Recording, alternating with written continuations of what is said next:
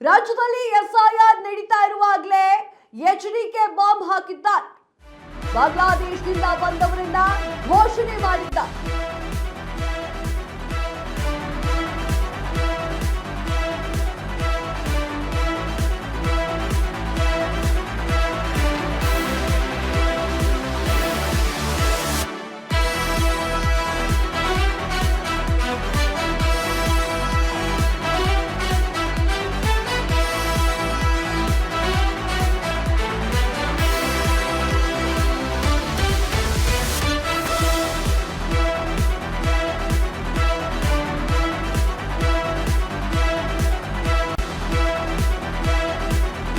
ರಾಜ್ಯದಲ್ಲಿ ಎಸ್ಐಆರ್ ನಡೀತಾ ಇರುವಾಗಲೇ ಎಚ್.ಡಿ. ಕುಮಾರಸ್ವಾಮಿ ಬಾಂಗ್ಲಾದೇಶದಿಂದ ಬಂದವರನ್ನ ಘೋಷಣೆ ಮಾಡಿದ್ದಾರೆ. ಒಂದು ಕಡೆ ಕೂರಿಸಿ ಎಸ್ಐಆರ್ ಪ್ರಕ್ರಿಯೆಯನ್ನ ನಡೆಸಿದ್ದಾರೆ. ಡಿ.ಕೆ. ಶಿವಕುಮಾರ್ ಪ್ರಭಾವ ಬೀರಿ ಕೆಲಸವನ್ನ ಮಾಡ್ತಾ ಇದ್ದಾರೆ.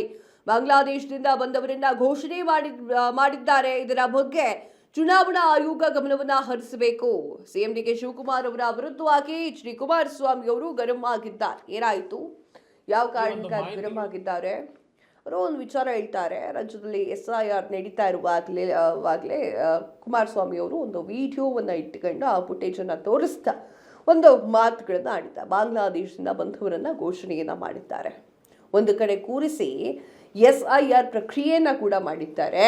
ಡಿ.ಕೆ. ಶಿವಕುಮಾರ್ ಅವರು ಪ್ರಭಾವ ಬೀರಿ ಕೆಲಸವನ್ನು ಮಾಡ್ತಿದ್ದಾರೆ. ಬಾಂಗ್ಲಾದೇಶದಿಂದ ಬಂದವರನ್ನ ಘೋಷಣೆ ಮಾಡಿದ್ದಾರೆ. ಇದರ ಬಗ್ಗೆ ಚುನಾವಣಾ ಆಯೋಗ ಗಮನವನ್ನು ಹರಿಸಬೇಕು ಅಂತ ಹೇಳಿ ಡಿ.ಕೆ. ಶಿವಕುಮಾರ್ ಅವರ ವಿರುದ್ಧವಾಗಿ ಎಚ್.ಡಿ. ಕುಮಾರಸ್ವಾಮಿ ಅವರು ಹೇಳಿದ್ರು. ಏನು ಹೇಳಿದ್ರು? ರಾಮನಗರದಲ್ಲಿ ಇವತ್ತು ಇವ್ರನ್ನೆಲ್ಲರನ್ನು ರಕ್ಷಣೆ ಕೊಟ್ಕೊಂಡು ಇಟ್ಕೊಂಡಿದ್ದಾರೆ. ರಾಮನಗರ, ಚನ್ನಪಟ್ಟಣ ಭಾಗದಲ್ಲಿ. ಇಲ್ಲಿ ರಾಮನಗರದಿಂದ ನಮ್ಮನ್ನು ಖಾಲಿ ಮಾಡಿಸಿದ್ದೇನೆ ಅಂತಕ್ಕಂಥ ನೆನ್ನೆ ಮತ್ತೇನು ಹೇಳ್ತಾರೆ, ನನ್ನನ್ನು ಖಾಲಿ ಮಾಡಿಸ್ಲಿಕ್ಕೆ ಆಗಲ್ಲ, ನನ್ನ ಮತ ಇರೋದೇ ರಾಮನಗರದಲ್ಲಿ. ನನ್ನದು, ನಿಖಿಲ್ ಕುಮಾರಸ್ವಾಮಿದು, ಅನಿತಾ ಕುಮಾರಸ್ವಾಮಿದು, ನನ್ನ ಸೊಸೆದು, ಎಲ್ಲರದು ರಾಮನಗರದ ಬಿಡದಿ ಹೋಬಳಿಯ ಕೇತನಹಳ್ಳಿ ಗ್ರಾಮದಲ್ಲಿ ನನ್ನ ಮತ ಇರೋದು. ನನ್ನನ್ನು ರಾಮನಗರ ಬಿಟ್ಟು ಕಳ್ಸೋಕ್ಕಾಗಲ್ಲ ಅವರು. ಮುಂದೆ ದಿನಗಳ ಅದು ಬೇರೆ ವಿಷಯ ಚರ್ಚೆ ಮಾಡೋಣ. ಆದರೆ ಮುಖ್ಯಮಂತ್ರಿಗಳೇ, ನಿಮಗೇನಾದರೂ ನೈತಿಕತೆ ಇದ್ದರೆ, ಅಲ್ಪ ಸ್ವಲ್ಪ ಗೌರವ ಇದ್ದರೆ ಜನಗಳ ಬಗ್ಗೆ, ಇಲ್ಲೇನು ನಡೀತಾ ಇದೆ ರಾಮನಗರದಲ್ಲಿ, ಯಾರ ಕಾರಣ ಇದಕ್ಕೆ?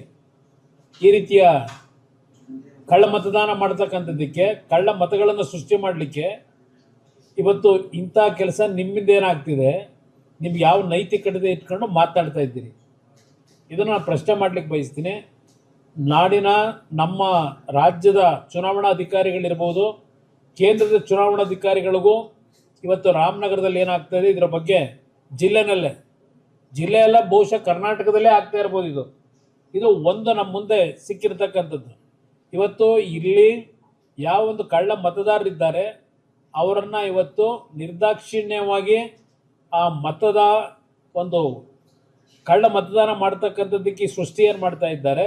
ಮತದಾರ ಪಟ್ಟಿಯಿಂದ ಅವರನ್ನು ಸಂಪೂರ್ಣವಾಗಿ ಚುನಾವಣಾ ಆಯುಕ್ತರು ಇವತ್ತು ಯಾವ ರೀತಿಯಲ್ಲಿ ಹಲವಾರು ರಾಜ್ಯದಲ್ಲಿ ಕಠಿಣವಾದಂಥ ಕ್ರಮ ತೆಗೆದುಕೊಂಡಿದ್ದೀರಿ, ಆ ಕ್ರಮವನ್ನು ತೆಗೆದುಕೋಬೇಕು ಅಂತ ಹೇಳಿ ಮನವಿ.